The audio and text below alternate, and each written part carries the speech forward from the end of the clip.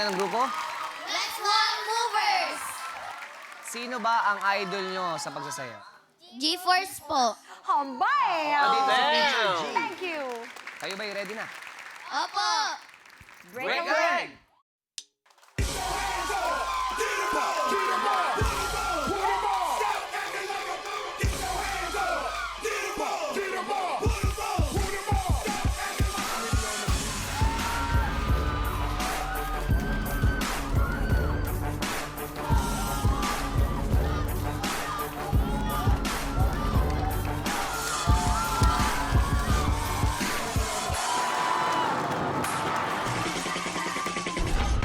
Drop it like it's hot.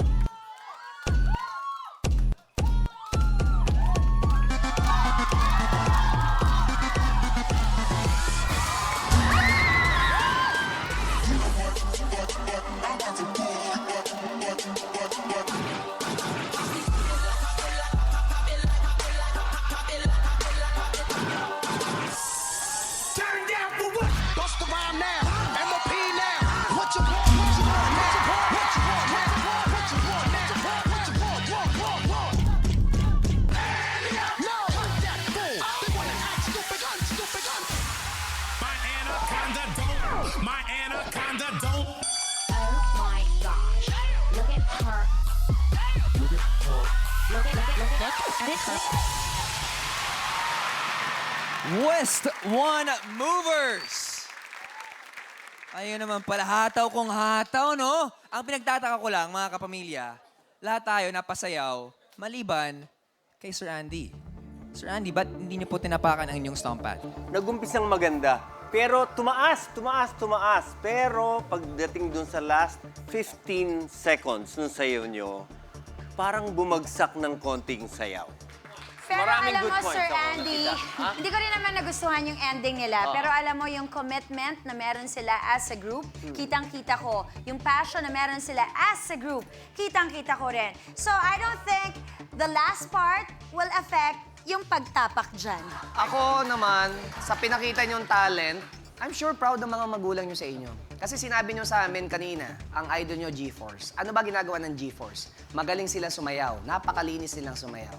Kung anong galaw ng isang babae, yun din ang galaw ng lalaki. At pinakita nyo sa amin yun, kayong 5. Kaya nakita ko ang G-Force sa inyo. Kaya ako napatayo ngayon dito. Okay, I want you to remember this. Hindi nagsa-stop doon ang training. You can become better and better, even as good as G-Force. As good as G-Force. So, Sir Andy, ano bang dapat mangyari? Dapat bang pumunta ako doon? Para lang mag-stomp ka? Good job. Teacher G, can you do one step at pagayahin mo sila? Ayan na talaga. Isang emote lang. Basic Isang lang, basic. emote. Isa lang. Isang emote. Move your hips. Now head.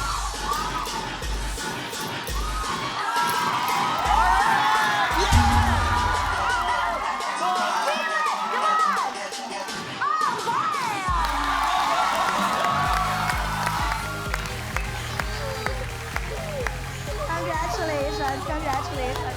Once again, mga pamilya, palakpakan po natin, West One Movers!